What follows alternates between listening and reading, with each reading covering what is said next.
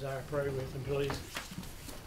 Heavenly Father, we thank you so much for the beautiful day that you've given. We thank you for the freedom and opportunity of assembling here in this meeting today to conduct the business of our county. We pray that we will recognize our inadequacies and your sufficiencies. Guide our thoughts and deeds today. In your holy name we pray. Amen. Mr. Perry, please join me in the Pledge of Allegiance. I pledge allegiance to the flag of the United States of America and to the republic for which it stands, one nation under God, indivisible, with liberty and justice for all.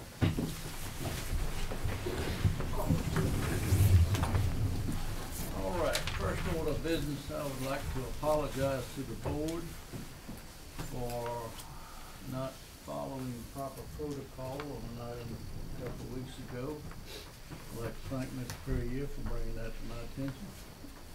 And if I ever do it again, throw a rock at me. What I was looking for was information for something that we would be talking about. And when you run a business, you don't quite follow committee structure. So I apologize for that. Thank you. On the agenda, we need to add a closed session.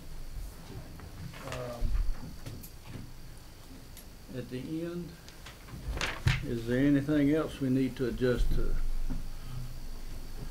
If not, do I hear a motion we accept the agenda as presented or as corrected? Move forward. All in favor? Aye. All right, we have an agenda. We got anybody to speak this morning? No, sir, we do not. Okay. Everybody have a chance to look at the consent agenda? Got anything you want to pull out and talk about?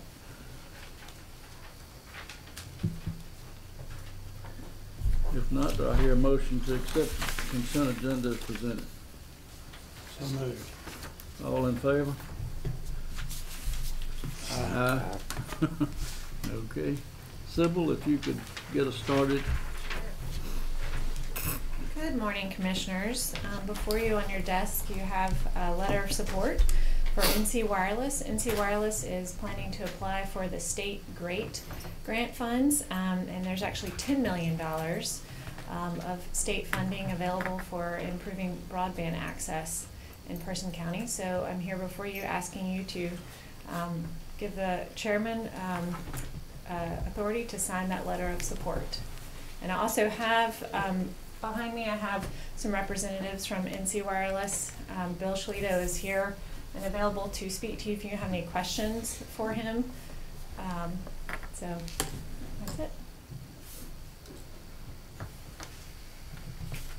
All right, Bill, could you come up and kind of give us a little lowdown on what we're talking about? Thank you, Mr. Chairman. Commissioners, County Manager, County Board Secretary, thank you for having me here this morning, and I appreciate it. I want to say how much I appreciate the project that we're currently undertaking with you, the Person County Broadband. It is on schedule and on budget. We are seeing some good benefits to that, and I think the citizens of Person County are benefiting from that as well. This grant is completely separate from the current grant that we're working and the current project. It will be contiguous and will help citizens that won't currently be able to reach by this initial project. The plan right now would be a fixed wireless infrastructure that will expand even beyond the current areas that we're able to proceed under the current Person County Broadband. All right, anybody got any questions? I will just comment that the association just went through our legislative goals process, and this is one of the top 5 priorities that the commissioners from across the state chose for the association, which is seek legislation funding and other efforts to expand digital infrastructure, broadband capability to the unserved and underserved areas and residents of the state. So we're all far ahead of so many counties. I would agree. All right, now does everybody understand this has got $1 million matching grant? Gonna match? All Mr. Chairman, I would not undertake this project if it weren't for the wonderful support in partnership with River Street LLC as well. They're here supporting me as well. So they've been a wonderful partner encouraging us to go forward with this grant request. This is the last year, as I understand, that Person County would be eligible for this grant because of the Tier 1 status requirement. Sorry, with the change in tier status, we're no longer eligible for the grant funds, so, After this year. after this year. Any specified timelines? The grant request submittal is January 31st, and we're working hard and diligently with River Street's assistance in that. The award will be in the late spring, and then there'll be a one-year time frame on the project. And just to clarify, there is no requirement for a match for this. That's correct. There's no county money that goes into this. This is 100% provider and state. Thank you for clarifying that. Yeah. So thanks. So the 1 million max is not ours? That's correct. It's not out of First County. That's out of River Street in North Carolina Wireless. Make a motion. Could have got to that point right away, Mr. Chairman. Move for approval, quick. I ain't gonna let y'all talk about that. Any other questions, sir? Not for me. Thank you for the wonderful support. Mr. Ray Fauci has been terrific to work with on our current project, and he continues to be a great support. I wanted to mention his name. Thank you. All right, Move for approval. any more discussion? Not all in favor, say aye. Aye. Any opposed? Okay, Sybil, item 3. Commissioners, this item is about stormwater. And there's 3 things I hope to achieve through this discussion. First of all is to give you a general update about stormwater and the timeline. I think it's been at least 2 years since you've had one. And then also I want to explain why the staff is not recommending an increase in your stormwater fee. Last year at your budget retreat we talked about that, and it was also included in your CIP. I just want to make sure you understand the reasoning behind that. And then the third thing is I want to review the possible capital projects with you and make sure you have a good understanding of the trade-offs there. And hopefully get some feedback from you about which ones you might like to pursue. As you know, with our previous capital projects, the towers and broadband, those very complicated projects, it takes a long time to achieve them, to implement them. I think anywhere between 5 or 6 years to do either of those projects, and these capital projects could be as complicated as those. So the sooner we can get the ball rolling on that, the better. From the less sleepless nights I'll have as your staff person who's going to be in charge of that. So with that, I want to introduce the 2 consultants I have here today. I have Jennifer Demontis here. She's from Raft Ellis. If you have questions about the fee or the fee structure, she's the person to ask. And then I have Forrest Westall. He is the executive director of the UNRBA, and he is the policy and state expert. And Forrest is going to walk us through a couple of slides to kind of get you updated about the timeline and policy changes. Good morning. It's good to be here with you, and I appreciate the opportunity to be here. I'm, as Sybil said, I'm the executive director of the Upper Neuse River Basin Association and have been there since 2012. And I am here, the UNRBA is an advocate for Person County, for all of our members. We have 14 voting members in the Soil and Water Conservation Districts. And we are in place to assist the local governments in the implementation of the stormwater requirements, but we're not here for the state. We're here for you, and we're here to look out for your interest in that regard. So the slides are up. Yeah, they should be. Okay, there we go.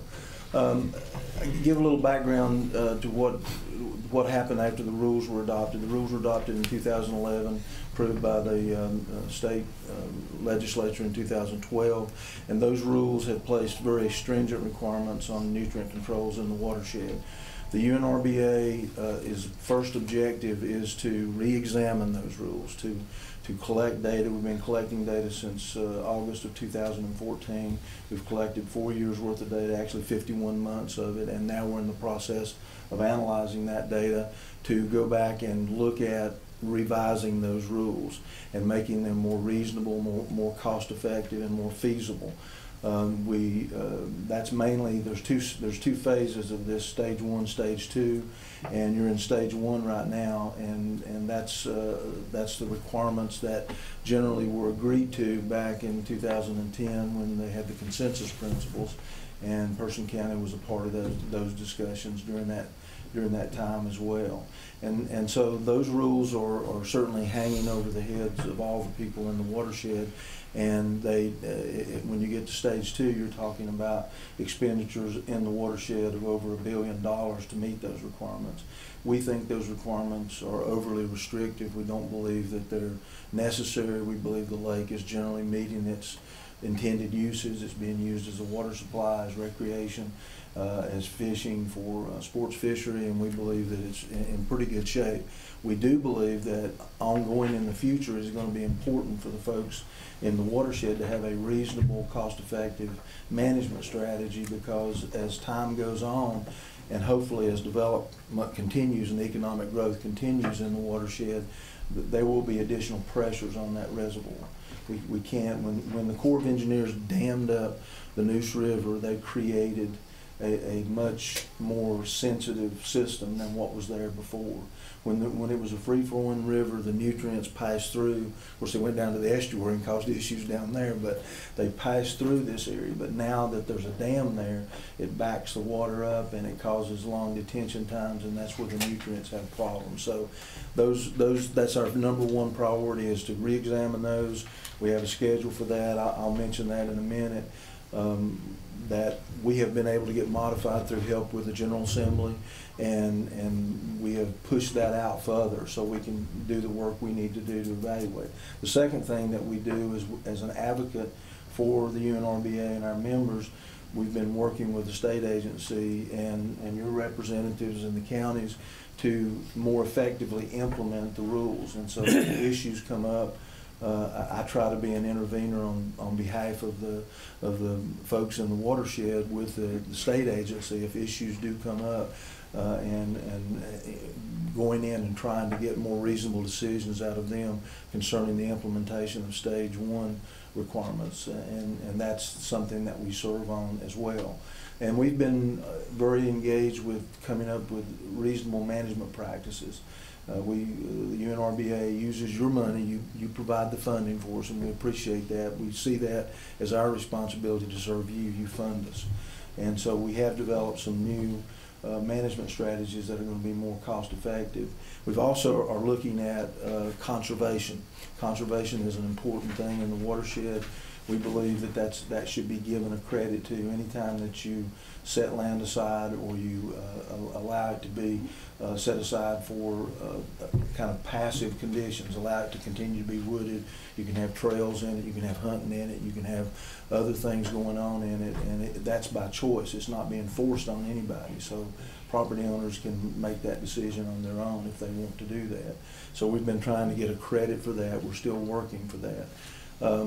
So the effects on that number, that third bullet down there, the UNRBA has intervened with the agency and with the General Assembly to change the rules. And as a result, we've pushed that schedule out. And let me just say that the schedule originally, you were supposed to have been completed with stage 1, all the requirements in stage 1 by the end of 2020. That's 2 years from last December. And so we have moved that out to at least 2025. It'll probably be longer than that. So that's one of the reasons in talking with Sybil and looking at your stormwater fees, we have more time in order to build up the money that's needed to do the projects that you may have to do down the road. The way the general statute was modified was it says the requirements will not be determined until the rules are readopted. That means we're going to get the opportunity to make recommendations about how to change those rules so they are more cost-effective, reasonable, and balanced. And so at this point, I think it is very judicious and smart on the part of the county and on the part of all the stormwater folks in the watershed to accumulate funds so that the projects they need to install when the rules do get finalized, that will be in place. As I said, we want to make it more reasonable, But I still think that management requirements in the watershed will be needed to protect you all. Because if that lake were to start having algae blooms, if that lake were to start having fish kills, if that lake were to start having real problems, then it would be a much more aggressive kind of program than what we have now. And I'll just say too that over the last 6 years that we've had the fee, that last little bullet was showing that we've generated about $360,000 in fund balance. So that's what you have that is available to go towards the capital projects. Right, now, what kind of capital projects are you talking about? We're getting there. Okay. You know, I think we're in the process also, all of our monitoring is also going to tell us who is responsible for what. You're in the top of the watershed. You have less impact on that lake than the city of Durham does. Your requirements will be much less restrictive than the city of Durham's requirements. You have much less nutrients going in and getting to the lake coming from Person County, and we know that. And we established monitoring stations up in Person County to look at the city of Roxbury, its contribution, the city of the county, its contribution. And so one of the things we'll be doing is looking very carefully about what kind of responsibility do each of the jurisdictions have for reducing nutrients. And in that regard, I think we will demonstrate that Person County has a much lower impact on the lake, and therefore you'll be doing less expensive projects. City of Durham is going to have a much harder wall to climb. Of course, the city of Durham has more resources and they have a bigger tax base, but they will be more responsible for doing that. And all those folks that are closer will be looking at that as well. And I think that the county has, through their stormwater utility, has been looking at what the cost would be. That slide says, I think the estimate is $3.8 billion, or $million, not billion, million.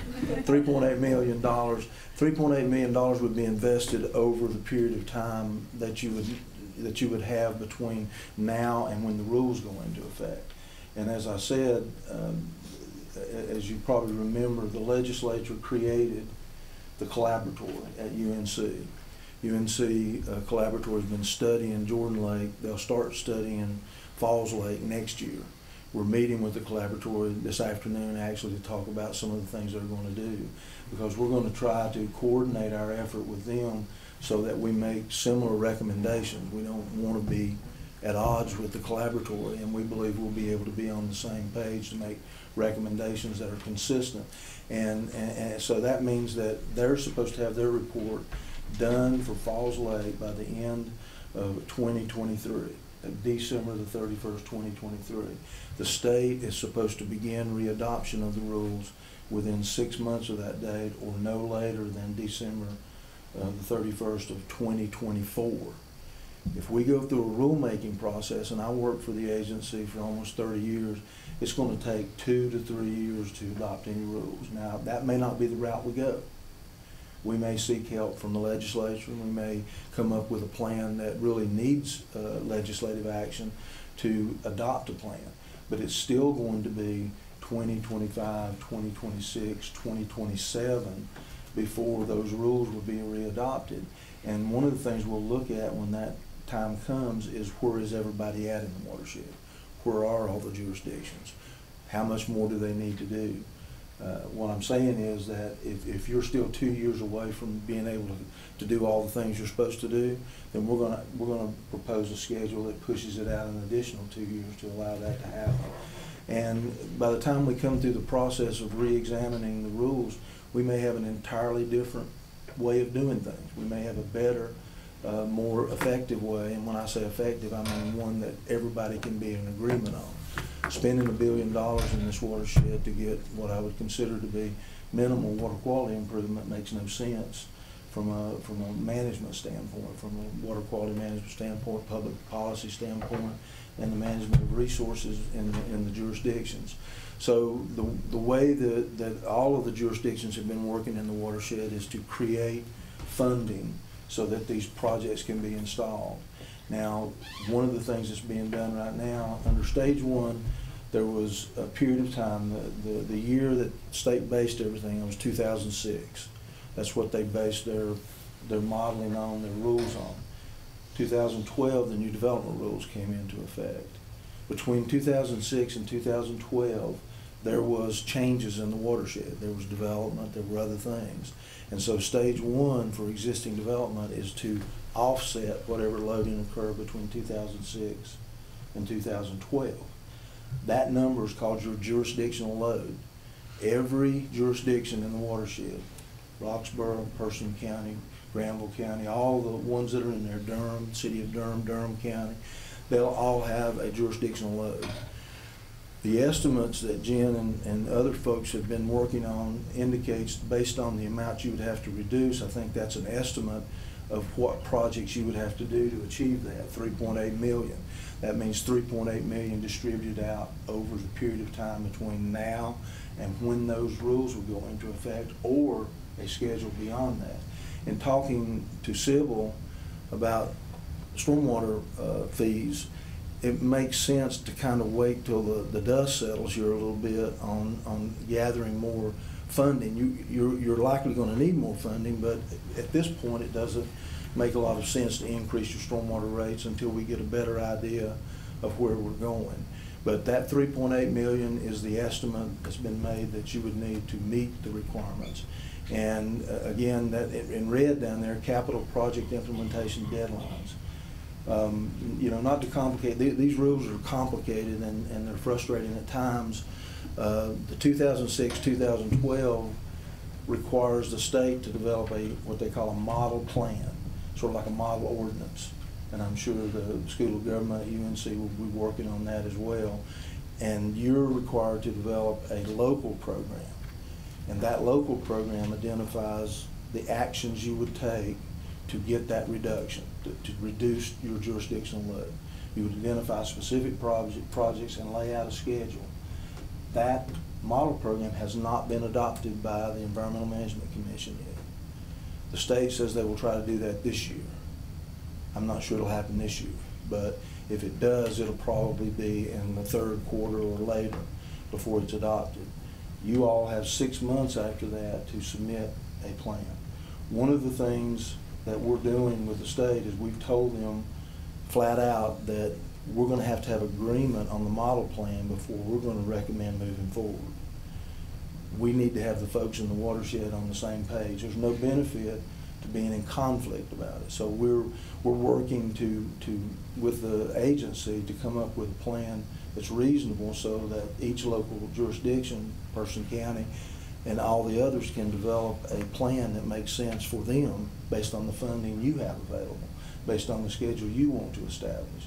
So that's all being done. So when you talk about capital projects being implemented over that period of time, you're distributing that money out over the time between now and let's say 2027 or whatever it comes out to be. We're talking about, we're talking about 8 years distribution over that. The original rules was 7 years, but that was supposed to be implemented in 2013, and that did not happen.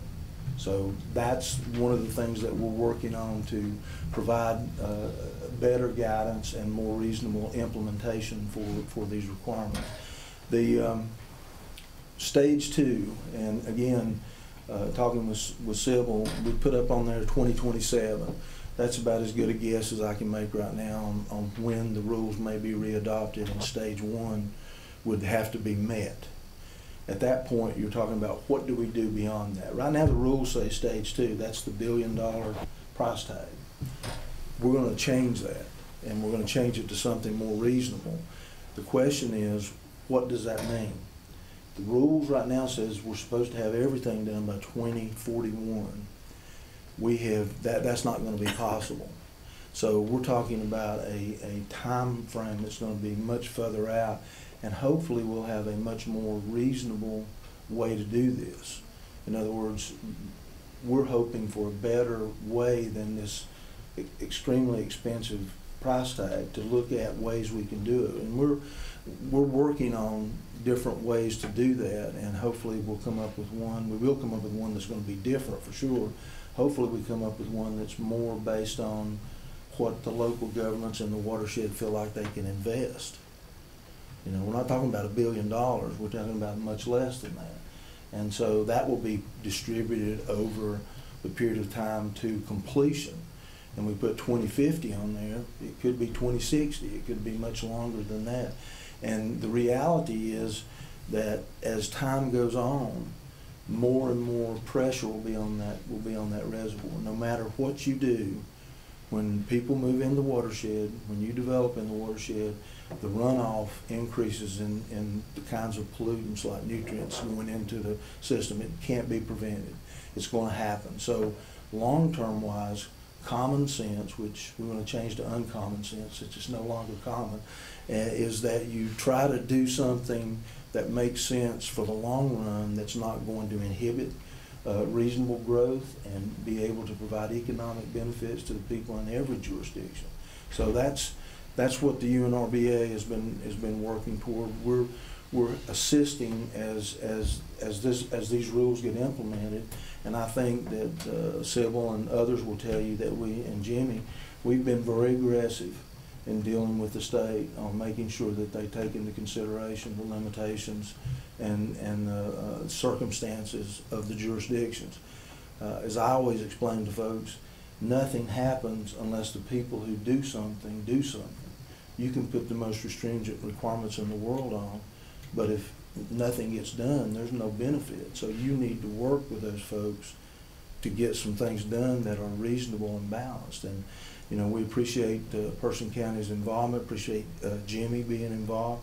He's been involved with the UNRBA before I came there, and he's been an officer with the UNRBA, and he certainly made known the issues in Person County, and he certainly made known that we need to keep the upper part of the watershed involved. I mean, everybody knows that Raleigh drinks the water, and Durham has the biggest impact. So they're the two biggest members as far as paying dues and fees.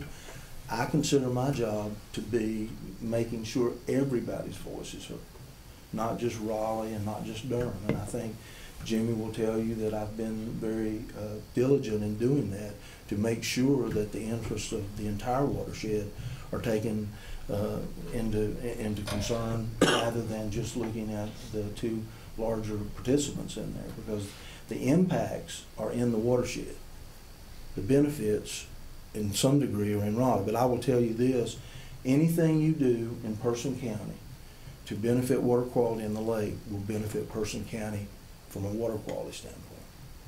It will benefit you. Now you have to balance that between economic growth and the ability to continue to provide opportunity for your citizens. I grew up and still live in a rural county. We're a Tier 1 county. I know what it is to not have jobs. I know what it is to be struggling economically. And I appreciate local government fighting for those things. On the agenda today, I couldn't help but notice the bookmobile. I will tell you that I used the bookmobile when I grew up. If it hadn't been for the bookmobile, I probably wouldn't have been able to go on to school. My daughter is now the regional director of the library in our area, and the bookmobile is a huge part of that. So I understand the membership of the UNRBA. I understand the rural areas as well as the urban areas, and I think the impact on the rural areas in many respects are greater than it is to the urban areas, and I think we have to keep that in mind as we work through this. And one thing I just wanted to point out, Forrest and I talked about showing this graph as a linear line, this process you see before you, but ultimately we decided to go with a circle because it really is a continuous process. It's going to keep going for a while. We're going to be in this game, you know, at least till 2050 and possibly beyond that. So I just want you all to understand kind of, you know, it's not going to be one and done. It's ongoing. So. Let me ask you a question. The biggest problem they run into over there is algae out. Am I correct? Yes. And that's basically the depth of the lake. Well, the depth of the lake certainly is a big factor in that, particularly in the upper parts of it. Algae grow; they're suspended growth. They don't move around. They have no ability to move on their own. The only thing that they can do, the blue-green algae, which is the worst type of algae, can actually float up and down. That's why they outcompete the other algae, is because they can move up and down to get the optimum sunlight. The penetration of the sunlight is one big factor. The other big factor is detention time. So in the upper areas, just like above I-85, you drive past on I-85, everybody looks over there on the left when you're going north, and you see the lake, and you think, well, that's a big old lake over there. It's about 4 feet deep. You know, when the water go down, you can see it. So that shallow areas in all the backwaters is the worst possible condition. I will say this, down where Raleigh takes their water in, they're meeting the water quality standards there. In fact, under the rules, you were supposed to have met the standards at that point by 2021. We've already done that. Durham's wastewater treatment plant has put in additional treatment. They're removing nutrients. Hillsborough has put in nutrient removal. They're meeting much reduced limits. And the South Granville Water and Sewer Authority has put in treatment. And they've reduced the amount of nutrients going into the lake a significant amount. There's also been all kinds of projects that were done. The Soil and Water Conservation Districts have been doing projects on buffer areas, on improving stormwater management. And so over the period of time from when this rule was put into effect to now, there's already been significant improvement. So yeah, the depth of the lake, the shallowness, the long detention time, the low inflow in the summertime. This year wasn't a low inflow year, but you know, most years it does get very drought affected. Well, if that's the case, it would appear to me that going forward, they're gonna need more water, more and more water. Has anybody approached the idea of just adding 2 feet to the dam? They've looked at that. The city of Raleigh has been involved in a project for over a decade now, probably 15, 20 years, looking at what they're going to do, because right now the allocation that's available in Falls Lake that was originally set up, Raleigh's done used it all. That's what I say. They're gonna need the water. They gotta get it from somewhere. Yeah, And that would get them, I mean, if you add 2 feet to the top of the lake, you've added probably almost half capacity in that lake because of the depth, but seemed like that would alleviate some of your problems too. Yeah, of course, the problem, if Raleigh owned the dam, and if Raleigh operated the dam, and Raleigh was in a position where they could come in and say, you know, we're gonna buy up the additional property we need for the lake, that would be one thing, but we're working through the Corps of Engineers now, you know, dealing with the Corps. I've dealt with the Corps of Engineers for 40 years now, and they're not always the easiest. Not as bad as the railroad, but they're pretty hard to deal with on things. So I think that's option is something Raleigh looked at, but I think that's gonna be a difficult sell. Now, they've been looking at the Little River. They proposed a reservoir on the Little River, and they've dropped that project because the Corps did give them additional allocation. There's the lake has pools in it. It has a sediment pool, has a water quality pool, has a water supply pool. And there was a lot of room in the water quality pool that wasn't being used, and so Raleigh asked for an additional allocation. And they got, I believe, about 10 million gallons additional per day that they can take out, but that only gets them for the next 10 years. They're down the road, they're looking at much more. Raleigh got a legislative change a few years ago now to allow people to take water out of the river below their discharge. So that may be something they're looking at on the Neuse River, the big wastewater plant for the city of Raleigh. They take the water out at Falls and they put it back in after they treat it. Well, below them, the release down toward Smithfield, as long as they meet that, they're okay. So Raleigh has said we're going to even consider in the future taking that water out and treating it and putting it and using it for a water supply. You know, the Lord only made so much water. We've only had the same amount of water we've ever had since creation. And so from the standpoint of used water, it's all used water. All the water comes through the hydrologic cycle. We all use it over and over. So Raleigh's got that bill passed. And so they're looking at several different options to meet that. Increasing the depth of the reservoir would be something I know they would love to do. But you know, that's going to be a tough hill to climb with the Corps of Engineers, and also the folks that have built all them houses around the lake too.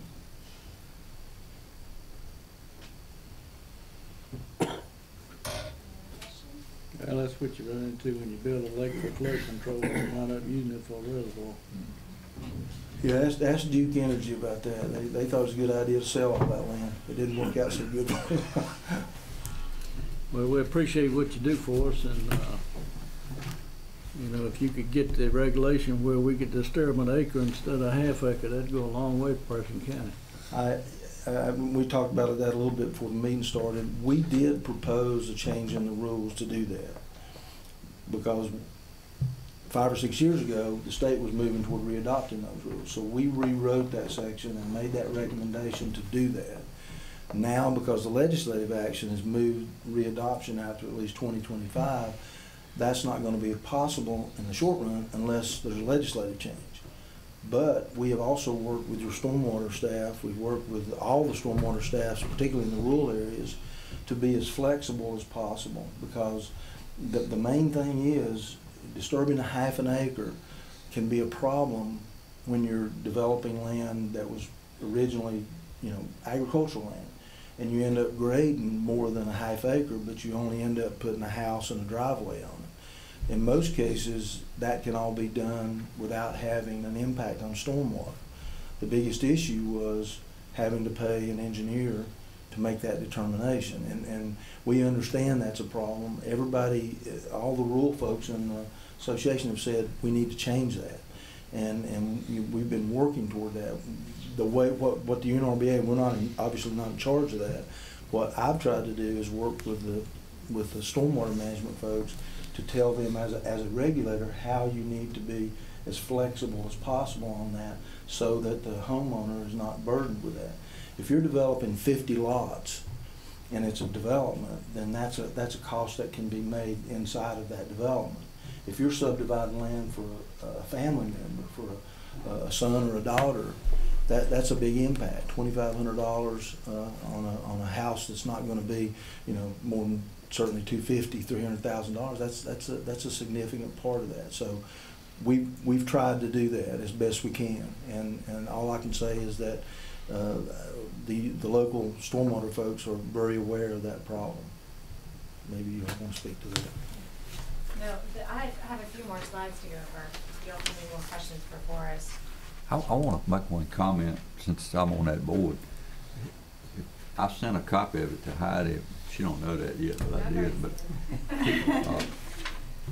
he did a response to the Environmental Management Commission this week. I think it was 11 pages, wasn't it, in the methodologies that they're using to determine all of this stuff, trying to get them to modify it. So I just want to make you aware of that. And if you want to read that, it's real good. And might not be too interesting to you if you're not interested in stormwater, but it's about the chlorophyll determinations and some things that they're using that are probably not realistic in that lake, like he was talking about a while ago. And I just want to, of course, in his previous life, he worked for the Environmental Management Group, so he kind of understands how they move and think, and that's been a big advantage for the Upper Neuse Group. That's helped us a lot. And I just want to know that they are on the move. It was 11 pages of comments. I sent them to Heidi. If she'll send those out to y'all. If you want to read them, fine. If you don't, I understand. Kind of like reading some of our board minutes, I guess. But I did want to comment on it. I want to thank him for doing what he's doing, because he does a lot of traveling, but he's been so knowledgeable, and this group's come so far from where it was at years ago. It was kind of a squabble between the lower group and our group up here, and now everybody's trying to work together to get them to modify the rules that'll benefit all of us, because it's a federal requirement. The Clean Water Act is driving this whole thing. So, you know, everybody thought that when the legislature changed, they were going to change some of that, but they modified it or tried to change it some, but nobody's willing to take on the feds that I'm aware of. I just wanted to comment on that, and you are welcome to that, and you're welcome to come into the Upper Neuse River meetings. Be glad to have you. And we'll say that Representative Yarber has been coming to a lot of them, and Senator Woodard's been to several of them, so that they're involved with it, and they understand where we're at. Of course, this is their region. Okay. So the next few slides are about the capital projects, Chairman, so if you could pull those up. Thank you. So again, there's just 4 slides here. I'm hoping to get your thoughts and feedback, and I'm happy to bring further information if you need it in order to give that feedback. Also, just wanted to remind you, we're likely to do more than one project, because as you saw, we're going to be in this for a while. And then you'll see on each of the sample projects, I have a scale of least efficient to most efficient, and least beneficial to most beneficial. And the benefits could be anything from recreational activities, economic development impact, educational benefit. But as you see, as we move through the slides, you'll see how that scale changes from project to project. So the first example is a retention pond at the Roxplex. This is a pretty, basic solution. It's an engineered solution. I'm sure you're all familiar with retention ponds. And it would, the scale is not exact. It's just an estimate that Forrest and I kind of use to give you a feel for the variety of projects. So in this example, this is not the most efficient way to reduce your nutrient runoff, but it's also not the least efficient. It's kind of right in between. It has kind of same situation with benefit to citizens. It's kind of right in between. I spoke with John about this project, and he said it could offer some recreational benefit, but he also had some concerns about additional liability issues that it would present. And also there is ongoing maintenance that would need to occur with a retention pond at the Roxplex. So that's just an overview of that project. The next project is to invest in an algae scrubber. This is also an engineered solution, but this project is very different from a retention pond at the Roxplex in that it is fully located within Durham. So this is a project that Durham is undertaking to reduce their runoff. They would be willing to, and the rules allow us to partner on projects in other jurisdictions. So we would essentially just give Durham funding to create this project. And this would be a really efficient use of our funds. We would get a lot of bang for our buck with this project. But of course, this project is going to be in Durham, so it's not going to have a lot of impact on our residents. So it's very little benefit to them. But as Forrest points out, the benefit is in the eye of the beholder. So there's water quality benefit. So that's the opportunity to invest in other jurisdictions. Projects are there. I think Hillsborough could be an option, and there's some other wastewater treatment facilities that would have credits that they could sell to us. The last example is land conservation, and Forrest talked a bit about this. And they're still working on the type of credit or the amount of credit that you could get for doing something like this. But this would be, for example, turning the county farm into an area that's permanently conserved that could be used for passive recreation. It could also be the Rails to Trails project. That project could be funded through stormwater funds, and as long as it was permanently conserved, then we would be able to get some credit for that project. Of course, unfortunately, this is probably the least efficient use of your funds, so it's going to be costly, and you're going to get very little impact from it. But it also has a lot of benefit to citizens in terms of economic development, in terms of recreation. So that's kind of the trade-off in the projects. And so I wanted to get your feedback, or if you have any additional questions, I'm happy to bring in, bring more information before you. This type of project, if you're interested in the trail or land conservation, this type of project takes a lot of legwork to get it going. Forrest mentioned the railroad being hard to work with, and if we were to do a trail, that's who we'd be working with, and it would take a lot of time. So if you have thoughts on any of these projects, which ones you prefer, I'd like to hear them, or questions. The farm, I assume you're talking about the acreage we got there in Timberlake? Yes. Does the railroad right of way run through that? No, it doesn't. That's just one example, is that you could basically set aside that property as part of the land conservation credit, and we could get some credit for that as long as we kept it forested. The trail is the same way. If we were to work out something with the railroad, If we harvest the trees? You could, it would depend on the constraints in the conservation easement and how much credit, in other words, pounds of nutrient reduction. That's, when you talk about credit, you're talking about how many dollars does it take you to get a pound of nitrogen reduction. So it would depend on the conditions in that, just like the conservation of land now has certain requirements in the deed or in the easement that's granted, and it'll depend on what's in it. I don't know this property. Is it wooded already? Or is it? Most of it's wooded with So, pine. so it may be able to be harvested on a limited basis. It just depends on how the state looks at that. Now, that's something that hasn't been worked out yet. The state's been reluctant to give a conservation credit. We believe it's one of the best ways to preserve the watershed. And as I said earlier, I grew up in a rural area. A lot of folks who live in the area have land, and they like to keep it, but they don't have the economics to do that. They can always sell it and develop it, or they could get an easement on it and still be allowed to use the land to some degree. That would be a decision by the property owner. And I think that gives flexibility to local folks to hopefully use the land over their lifetime and maybe their children's lifetime. So the conditions that are placed on the conservation would be related to how the state sees that as a credit. And that has to be worked out. It hasn't been done yet. If you have land in the town that's now that's not treed, you have pasture or something else where the runoff's higher, then you can get a credit for reclaiming that, planting it with trees, and then conserving it. Those are all potential reduction activities that are passive. You know, Sybil said you have to maintain. You build these stormwater ponds, like down at the Lowe's. You build a stormwater pond, you have to maintain it. It fills up with sediment. You have to clean it out. You have to do those things. But if you conserve land, there's not much maintenance associated with that. So I think that's a good way to approach management of the watershed, is to conserve as much land as possible. Would you explain that algae scrubber a little bit? Okay.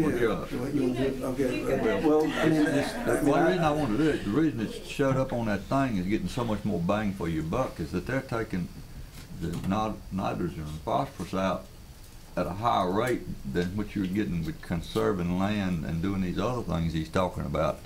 But it shows that all the money goes to Durham because they're the ones that are doing this, and the lady that's over the stormwater stuff in Durham used to work for DENR too. So she knew how to, when they found something that would work, she knew how to approach that to do. They did an experimental thing with that a while back, and it looked like it worked out. So let him get into the technical part. I'm not a technical expert on this, but I know that they say that it works.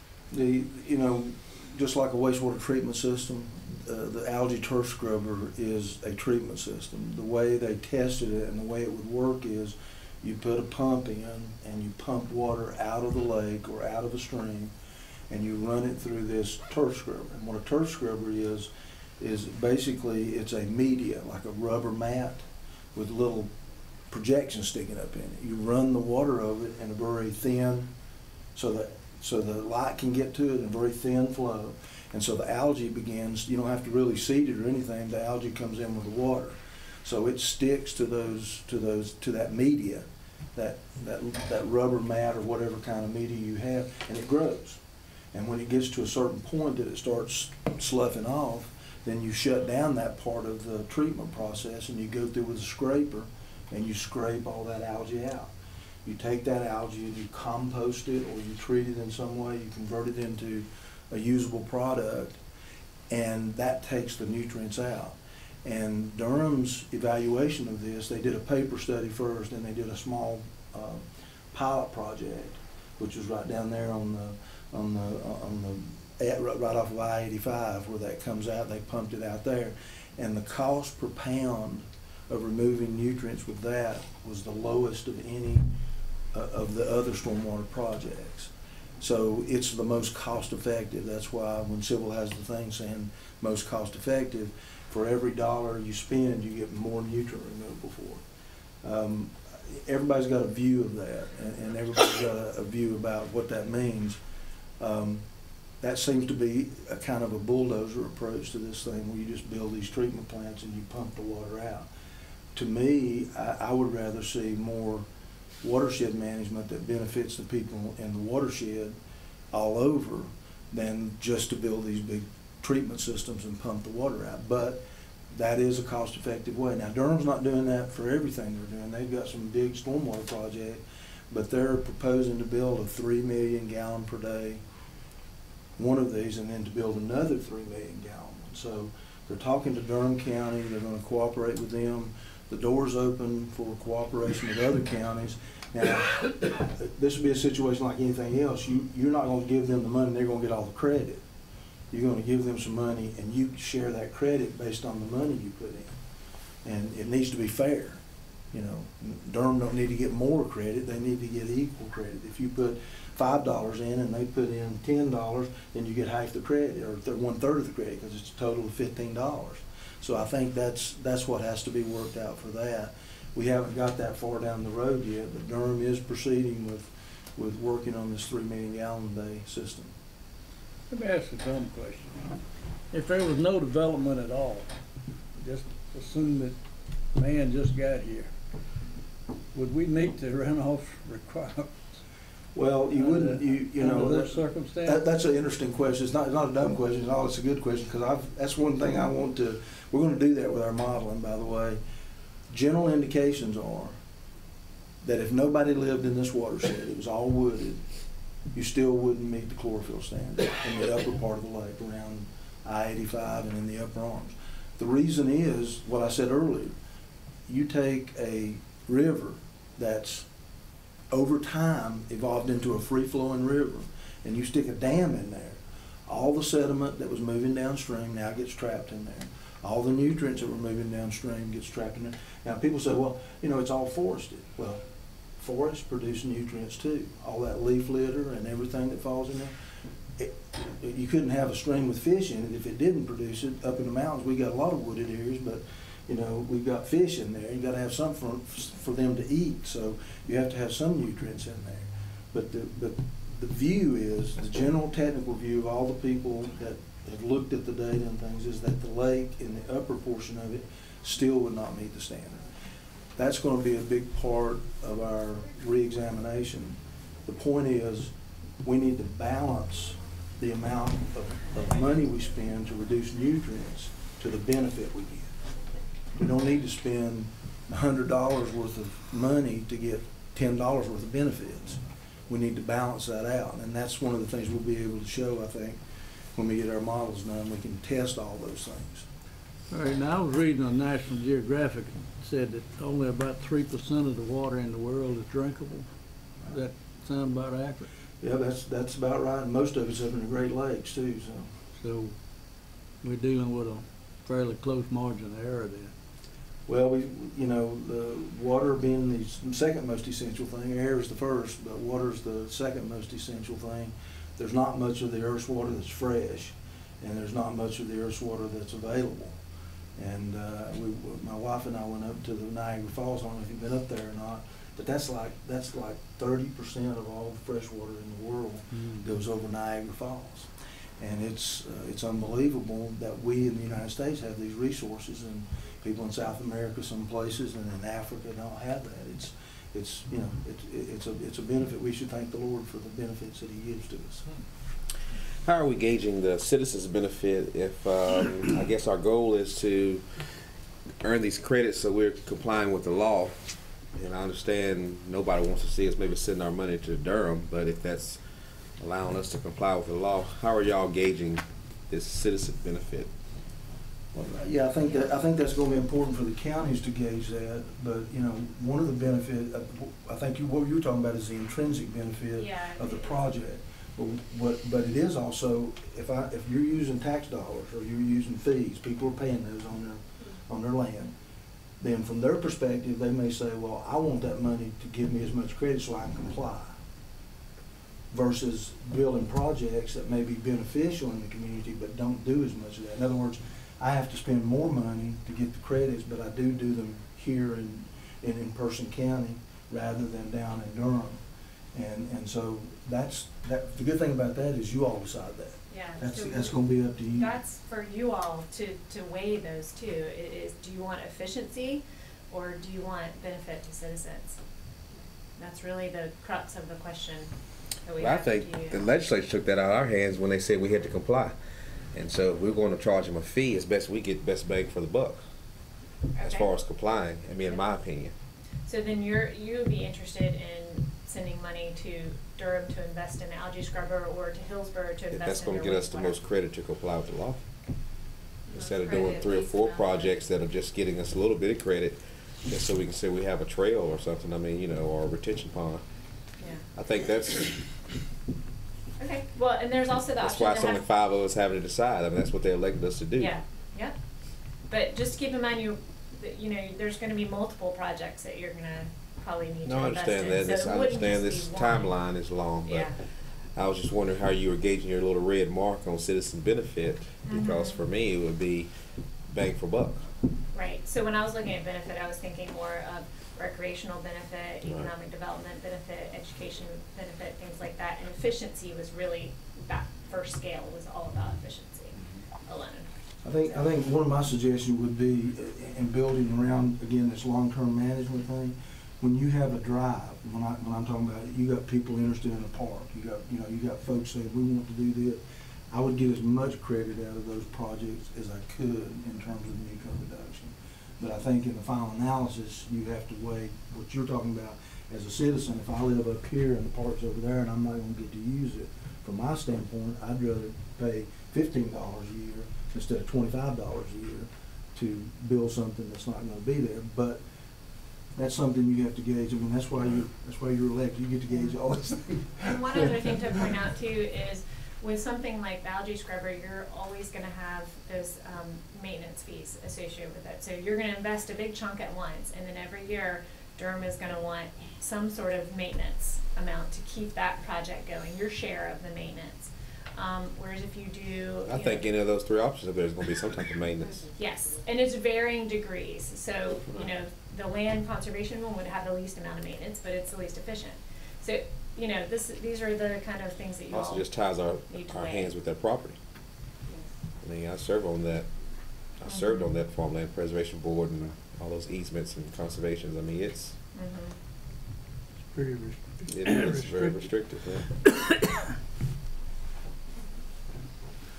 All right, anybody got any more questions? I will say the models he's talking about, they're looking at revising those because all of the samples that we paid for, us and the whole watershed group, we did all these things. They're on that Upper Neuse River Basin website. If you want to look at the results of the samples that we took over the last several years, we also did some sediment sampling in the bottom of the lake. I don't think anybody else had done that at the time we did that. Not to the degree we had. And they're that speaks- showing that they do not have the degree of sediment in there that they predicted.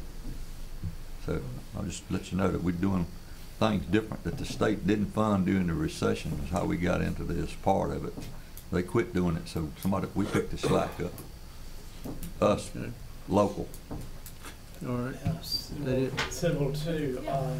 Recently, the light rail system that they're talking about in Durham and Raleigh, a bunch, Person County has been mentioning that it's roadbed, the railroad bed. Where Okay. you're talking about a trail of some sort.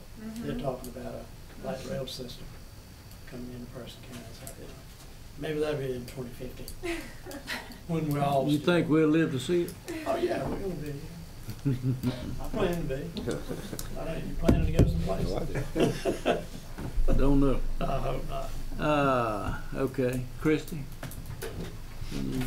Thank y'all. Forrest, you made a new friend this morning. Yes. That's one vote. Good morning, Commissioners. I'm here before you to ask permission to apply for a Library Services and Technology Act grant through the State Library. We have an opportunity for a new bookmobile. If we were awarded the grant, it would be $100,000. Our match would be $59,000. But as Chairman Newell was at our Library Advisory Board, I am exploring other areas of revenue for the $59,000 through foundations, but I don't want to get the cart before the horse and need your permission to apply for it.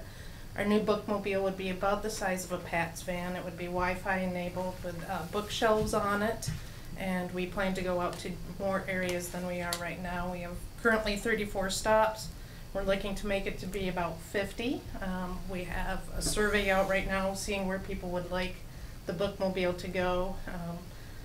We've had 104 respondents so far, and primarily they have said they would like it to go to parks, churches, food banks, and we are looking to partner with different organizations. Right now, Person Family Medical and Word of Life are both very interested in partnering with us to reach more folks.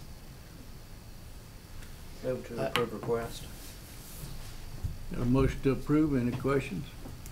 All in favor say aye. Aye. Thank you. Time to get to Kyle, does work. BB&T have a foundation of some point that contributes to stuff like that?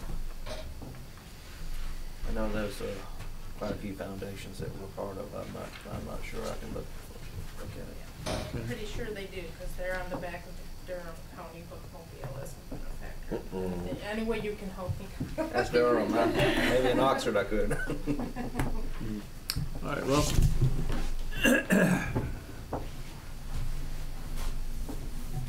Good morning. I have two items for you this morning. The first one is seeking guidance on setting a minimum tax bill and authorization for setting that up. And I'd like to cover this by explaining why this is necessary after all these years. Go over the impact of having such a minimum bill, and explain the difference between a minimum tax bill and a minimum underpayment or overpayment. So this is authorized by general statute. You can set a minimum tax bill up to $5 for paying a bill of $4.99 or less. Could be authorized not to be billed or collected. The spirit of the law is set up so that you should try to set a minimum tax bill based on what it actually costs to collect the bill. And the reason this is important now, it's never been a problem before, is because of gap billing. And I've mentioned gap billing in the past. I kind of like to explain what gap billing does and what it costs us. So gap billing is when you go to DMV and you're late renewing your tax. And DMV can change your expiration time to be a different 12-month cycle. The amount of months they advance that is called a gap. And we're not collecting taxes on that gap at the DMV tax office. We thought we were done with the tax bills for vehicles back in 2013. Well, this has come back again as a new way to collect money. So sometimes you can get an advancement in your registration for a good reason. It could be your car was not operable. It could be a seasonal vehicle on motorcycles that you weren't driving. It could have been that you were sick and just weren't driving.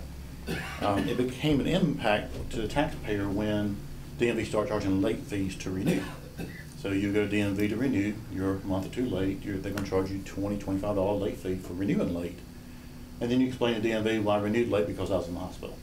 And then they are authorized to change your expiration date, and it does create a gap. There have been DMV tax offices, tag offices that have used that gap. It appears to make it easier to handle the taxpayer so they won't have complaints. So if I go in there and I'm late and I just complain that I won't pay the fee, they can advance it for that reason, and that's not a good reason. I don't think that's happening locally. For example, we have about 150 gaps a month, and counting next door to us, which has half the vehicles, has 3 times more gaps per month than we have. So I don't think it's a huge problem, but it does create all these very tiny bills. We've only done this gap billing for a year. Last year we created 1,776 gap bills. However, 560 of those were less than $5. We fast forward a year from that 1,776 bills, and 1,138 are still unpaid today. So if you get a bill for $2, you kind of ignore it. It's not important. So 38% of the people are not paying those bills on the first notice. First notice costs us 50 cents to mail out. Second notice another 50 cents. And then we got to explain it when we collect it so quickly you can get up to where it's costing $2, $3, $4 for a bill. This would also impact the bills we already had in the system, but we had very few bills that were less than $5. So I want to go over what the impact would be setting the minimum bill at $5 and minimum bill at $3 and something in between, just to let you know what it would cost us in revenues if we did do such a thing. Setting at $5, which means a bill $4.99 or less will not create or bill, and the taxpayer will not be required to pay that off. That would give us 901 bills that we would not send out or collect, and total loss in revenues between all sources, county, city, fire, stormwater, would be about $2,700. If we drop that down to $3, meaning $2.99 and less, the total impact would be only be $800, $797.45 based on last year's tax bills. We could do something between $4. The spirit of the law was set up so that we would try to collect bills that were cost effective. So if it cost you $5 to collect a bill, that's where your minimum should be set. I don't think it costs us $5 to collect a bill on average. I think setting a minimum at $3 would be appropriate, and that would cost us $731 in county taxes, $65 in city taxes, $1.28 in fire tax.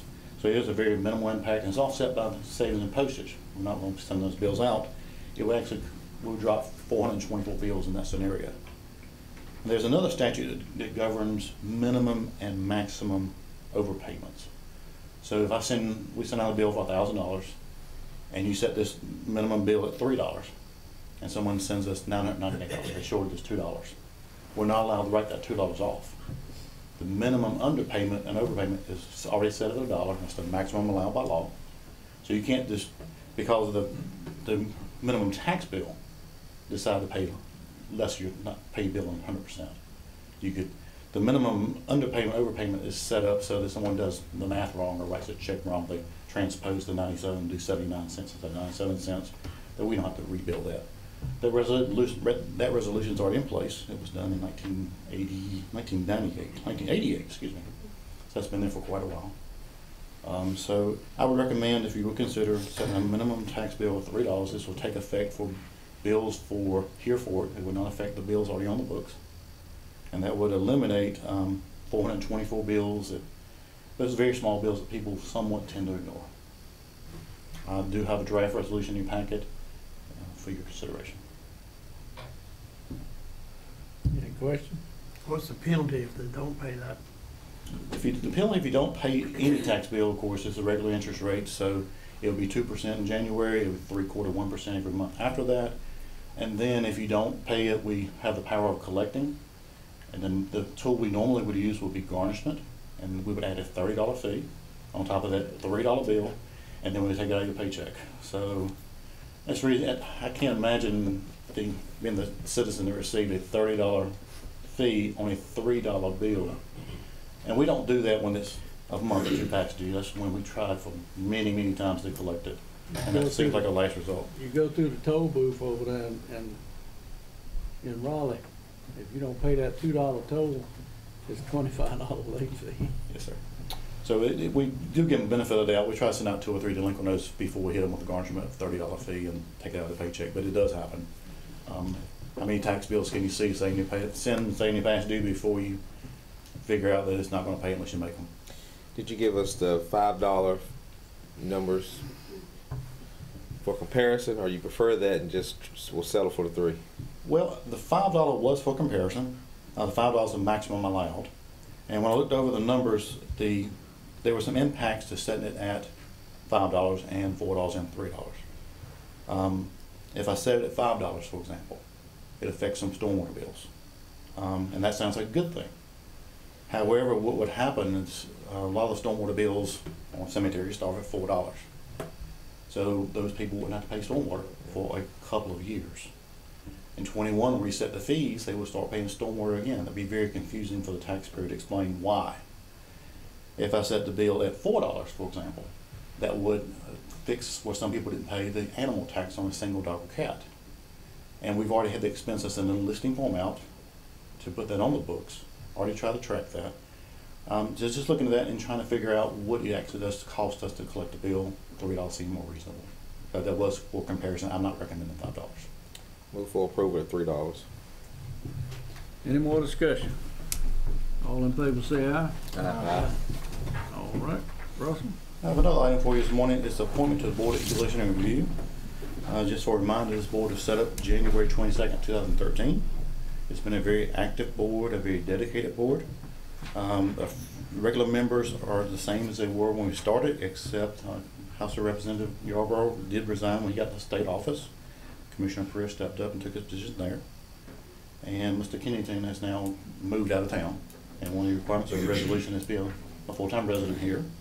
So to have his position vacant, the original setup of the board was set up for 5 members and 3 alternates. We have 1 vacancy as regular and 1 vacancy as alternate. The alternate members haven't been used but maybe once or twice over the term. Since the board was so dedicated, we really didn't have to call on them. I entertained the field of regular position. Alternate's really up to the board when they think that's necessary. How many alternates we got left? We have 2 at this time. It's Mr. Fred Jeffers and Fay Boyd. And then just to make up the board, right now we have Margaret Bratcher, David Newell, Commissioner Pereira, and Curtis Bratcher. You're open for nomination? Is that, What year are we coming up for revalue? What year are we scheduled, excuse me? It's 2021. Okay. This board is done in 4-year terms. It's not staggered. So the person taking this position would go through the 2020 appeals. So 2021, you could reappoint the same board again, but that would be up for reappointment in 21 for the revaluation. I can nominate Tracy Kendrick for that vacancy. anybody got another? Have you talked that with him, just given his schedule? I mean, is he willing? Brenda, you spoke with him, I believe. Well, No, I did not. I spoke with him, and typically, Russell, we've on that board with, you may have, I think last year we only had like two, and very good memory, yes, sir. you're not going to have many up until you do the revow. I know, that's why I was going to Yeah. offer to be it until 2021. Well, the only issue I would Tracy's like, fine. well, I seek guidance on if we end up with 3 commissioners on the ENR board is. Brendan likes to sit Seek announcements. guidance how that would work with public announcements and stuff. Well, it's also not a separate board. We have commissioners on it, which we had intended it to be separate. It used to rest with the county commissioners. No, I was just going to volunteer just because I knew it was revow time, it'd be very few meetings probably, but Tracy is fine. We would expect 2, maybe 3 meetings. Non-revaluation years, probably an You got hour, that 2 anyway, hours. since I'm an alternate. So if you're an Now that alternate, David's a commissioner again, you mean, so. if you're an alternate, you're covering for one of the commissioners, then it's not a problem. If you cover for Margaret Bratcher or Curtis Bratcher, then it would be a Right. 3-member board there. All right, we got a motion to put Tracy on the E&R board. All in favor say aye. Any opposed? Okay. Thank you very much. Chairman's Should have gave him no vote, just give him one more no. I don't have anything on chairman's report.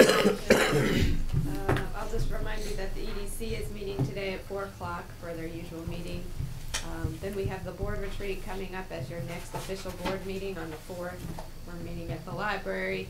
I have gone over the agenda with some of you. There's a draft on my desk, so try to see me before you leave and we can make sure we're getting an agenda put together that is meeting the needs of each of you for that day. We're aiming for a half day, and Ron and I have been having a conversation about whether or not that would be a good opportunity to have a closed session following the retreat. So what that could potentially look like is that we take a break for lunch around 1, lunch on your own, come back together maybe around 2 for a closed session, and we can talk about whether or not that would work for y'all's schedules or not. So I'll be in further contact with you for some follow-up discussions. What day is that? The 4th of February. Okay. Is that it? That's it. Thank you. Any commissioners got anything you want to talk about? I was going to let you all know the Legislative Goals Conference I attended and voted on for you guys. The top 5 priorities, I've already mentioned number 1, the association members decided will seek legislation funding and other efforts to expand digital infrastructure broadband capability to the unserved and underserved areas. Number 2, seek additional revenue sources, including a statewide bond with lottery proceeds to address statewide public school and community college capital challenges. Number 3, support efforts to preserve and expand the existing local revenue base of counties and authorize local option revenue sources already given to any other jurisdiction to all counties.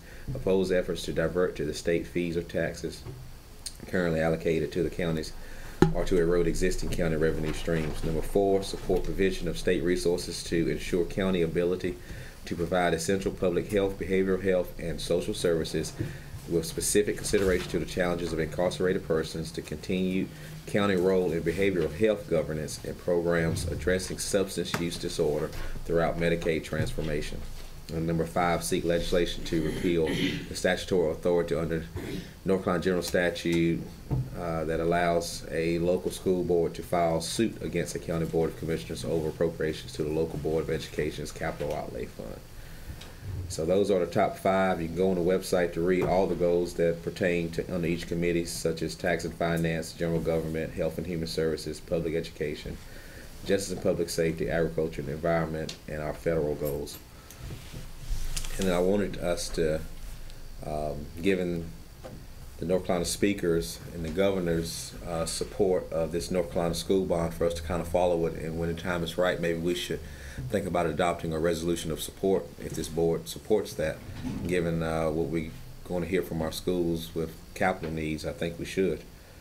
The other thing is I serve on the Social Services Board, State Board of Directors, and I'm sure you heard on the news that food stamps were issued early by January 20th for, so they got their February payment early, and the message is until further notice. And what we heard at the board was, we don't know when they will get that another payment, but we know they won't get another payment until March. And so they're asking all the counties to alert their food banks, churches, whoever assists these type of things, that going to March 20th or the end of March, if that's your issuance date, is a long time. So especially if you're not very frugal with what you've already received. And so they were putting that word out there.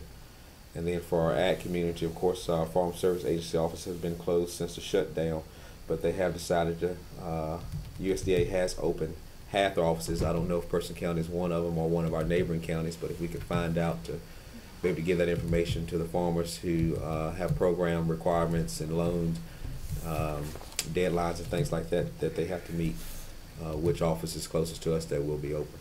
That's all I have, Mr. Chairman. Anybody else got anything? All right, we need a motion to go into closed session for the purpose to consult with the county attorney in order to preserve attorney-client privilege with the following permitted: Heidi York, Brenda Reeves, Ron A. Cox, and Sherry Wilbur. Do I have a motion? So moved. All in favor? Aye. Okay, we are in closed session. We'll take a 1-minute break.